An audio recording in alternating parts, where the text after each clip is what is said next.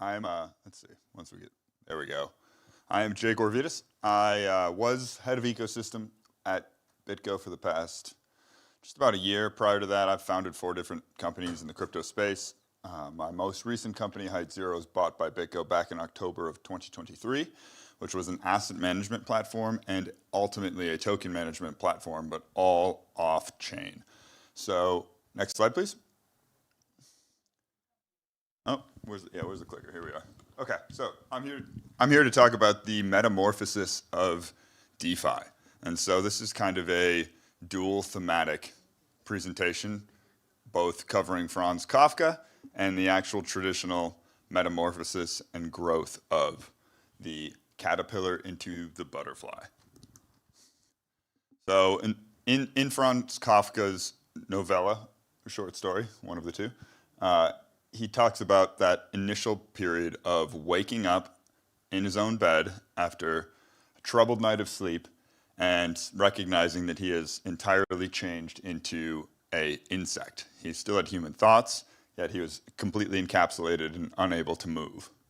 And I believe that much of the crypto space is starting to approach that point where all of a sudden, Wall Street is absolutely here. So there's been this adage in crypto for as long as I've been in it, which is 14 years, that the herd is coming. And what the herd always represented was the Wall Street TradFi institutions starting to adopt the technology and the space in which we live in. So metamorphosis has stages. We have, just like crypto has had stages. So we have the idea, the feeding frenzy, the dark chrysalis, and then the herd arriving. So I think we've made some just absolutely unbelievable progress in the last 18 months or so, such that the space is just not what it was, nor do I think the builders in the space are building towards the same goal. And that duality between the Kafka novella and the true meaning of metamorphosis is absolutely true in the case of what's happening in our space right now. So are we in that spot where institutional adoption is actually ruining the vision that we originally had for this space? Or is it realizing the vision we originally had for this space? And I think that is something that is discussed far too little within our industry. But you guys all know we started out with no computability, no real finance on chain outside of BTC being a hopeful store of value or potential currency replacement. And then with the rise of Ethereum, we started having that smart contract capabilities, started having that compute on chain, and that's what really opened up that first wave of the ability to do finance on chain. And that was, just like anything, it starts out like a game, a toy. It was pretty ridiculous that 2021 summer, and actually is one of the times in which I stopped working in the crypto space for a period until I came back. I was at a yoga class, and I showed up, and my yoga instructor was shilling his bag to the entire class before the beginning of yoga. And I was like, this is a pretty clear sell signal. But obviously, any new tech like that, the fact that users are even using it and engaging with it, where yes, it led to a lot of blowups, but that's part of the honing process for anything new. And then with this dark chrysalis period, which has been, where we've been growing, how we've been growing, this has come with a lot of regulatory uncertainty, a lot of court of public opinion problems, a lot of issues with debanking, as I'm sure everyone here is very familiar with, and I am personally, intimately aware of it. It felt still like we were doing something that was being resisted in a way that was important because it was a necessary thing to build, and that resistance was confirmation of that. We're now entering in this new era. Since Trump took office the second time, it's been almost frictionless, and in a way that's not necessarily good for growth, and where we're seeing a lot of focus right now, and where chain is gaining actual adoption and is attractive in the rest of the marketplace, is this like private chain institutional side, that it's crypto because there's a blockchain, but it's not actually realizing that vision of crypto, of actually an open financial solution that is something that is better than what we had before, rather than just trying to meet the demands of what we already have. And this is something I've been going back and forth with Mike, our founder, with a lot of different other partners in the space, on-chain or otherwise, trying to find the right path to continue to push. I waver between, it's like, is crypto boring now? Like, are we just now adding our extractive tendencies to the most extractive market in the world, which is traditional finance and Wall Street?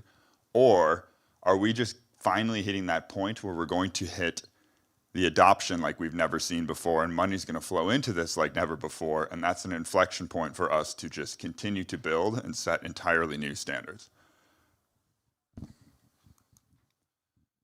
So Kafka didn't write a butterfly story. I don't know how much you guys know about the Franz Kafka novella Metamorphosis, but it's a great theme to parallel to crypto right now, just because of that transformation from him into a human, into a bug, and eventually death due to the fact that he stopped eating, he was hated by his family, and there was just like nothing worth living for anymore. And I worry that crypto and DeFi specifically is starting to turn into that as well. And we all know that you look at DeFi vaults, you look at curators, you understand that curators are just asset managers. And as the space is maturing more, especially on the vault side specifically, it's looking more and more like what we've always seen in traditional finance, just repackaged, made more efficient, and in a way that then is making these institutions that I've seen as the enemy more money, more successful, and still being able to operate with seemingly endless protections from the government. And that does not fit with what crypto set out and intended to do. And so, yeah, I mean, I think it's just, there's a lot of people now that have power. I mean, the types of people that used to be sitting in a dark room coding in their basement are now sitting in rooms with JP Morgan executives on a daily basis. I mean, you could Zero, for example, who just launched their chain, or Layer Zero, who launched their chain Zero, and they're, I mean, in and out of the largest financial institutions in the world on a weekly basis, building real things. So I think we have a huge responsibility here to think about ourselves as, like, do we want to turn into them, or do we want to ensure that we still maintain a foothold on what the benefits we bring to the world are actually materializing? That all said, like, DeFi is absolutely a different thing now. So DeFi went from that casino that it was to actually being something material and sustainable in a way that was no longer just pure risk, black box, delegation of assets into a smart contract and expecting ridiculous yield and being able to loop that 10 times over.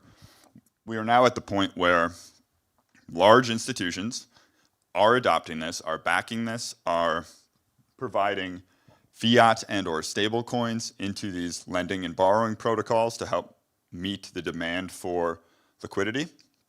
And I do think this is, like, unfortunately or fortunately, one of the sexiest things happening in crypto right now, and one of the highest signal opportunities in crypto right now.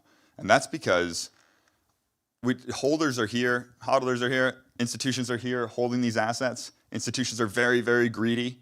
The first step that happens after these guys decide that they're going to allocate a position into digital assets is they come to us and they start asking, well, how do I earn yield on this? How do I hedge this? How do I manage this position in a way that makes it more than just an asset on a balance sheet? And the right way to do that is programmable finance. And this is the narrative of DeFi and vaults in general right now. And even vaults in general, or vaults in historically have not had the best, view in the eyes of the public, or even in the eyes of crypto, including myself, just because of that black box nature that I mentioned before. But now we're getting to the point where it's actually doing what it should be doing, which is transparent finance, transparent use of collateral, and the ability to collateralize everything. And so this vaults tie into every other positive moving narrative right now that is needed, which is RWAs are definitely up there. And the next would be privacy, where I think we're going to have this next privacy renaissance where you can start doing everything that you would do anyways with more access, less fees, and actually have retail being able to do this. And tokenized deposits absolutely play a role into this as well, because it's the ability for any retail banking customer or institutional banking customer to keep their assets with their bank, but be able to start interfacing with things on chain. I have my own reservations about tokenized deposits, just given the non-one-to-one reserve and what that does and benefit and how that benefits just the banks themselves. But regardless, I mean, this is significant growth, and I think we're seeing new protocols and new vault providers like Concrete growing to $1 billion plus TVL relatively quickly, and doing so with significant client base. So, Wall Streetification, which is what we're right in the middle of. And as you guys are probably pretty clear by now, I'm not sure it's necessarily a good thing. It's great for your bags, although maybe not so much right now, but it needs to be a stepping stone. And I have reiterated this a few times over, but like this, the compliance, the KYC AML side of things, the legal side of things, for example, BitGo specifically, as a publicly traded company now, and as a OCC chartered bank, meaning we are literally a federal bank, the amount of blockers that come into play just to be able to build relatively simple products, nothing revolutionary. And so if we start placing ourselves within this framework for everything, we're not going to be able to build anything new that is interesting. And we're going to be stuck with this world, which is where I believe we are now, that very little interesting tech has been built in the past 18 months. It's primarily just been repurposing of what already exists and trying to bring on new users to that existing technology. And to me, that is a inflection point and a point of stagnation that we definitely need to surpass.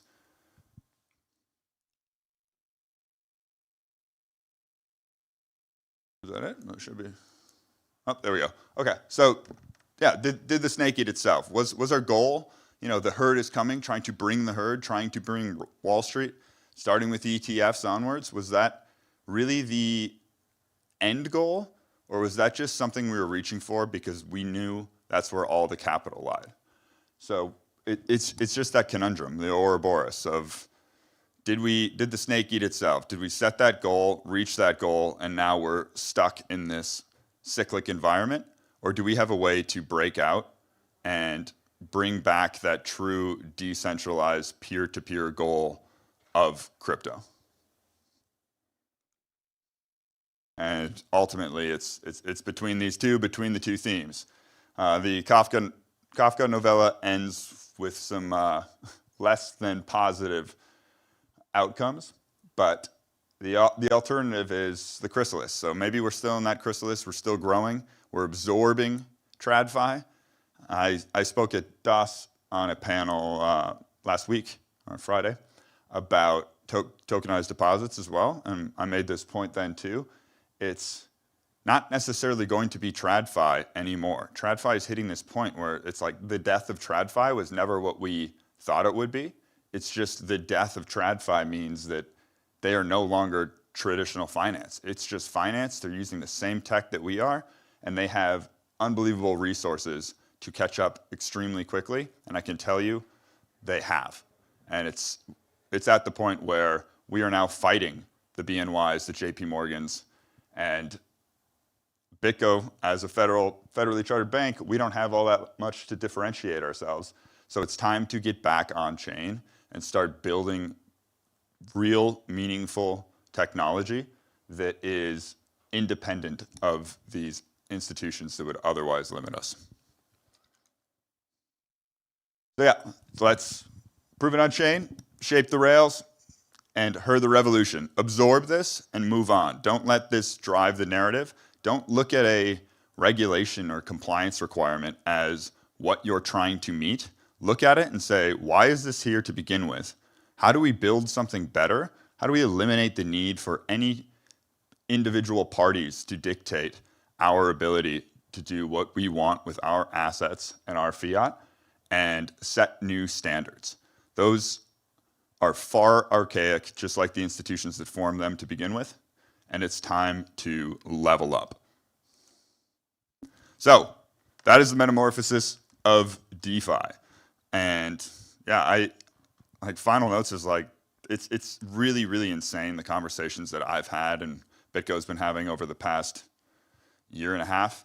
Like the amount of people that we've had, like maybe a little bit of touch points with, where we're now in boardrooms with CEOs, and it's like there's no one you can't get a meeting with now. It's really, really interesting and also clearly quite scary, because we have more responsibility on us than we ever did before.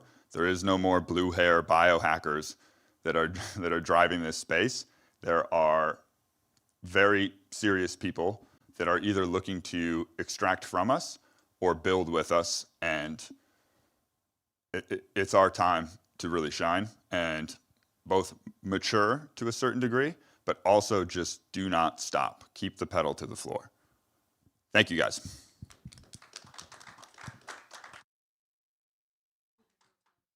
Okay. If you guys do have a question, feel free to find me. Or it is Jake on Telegram.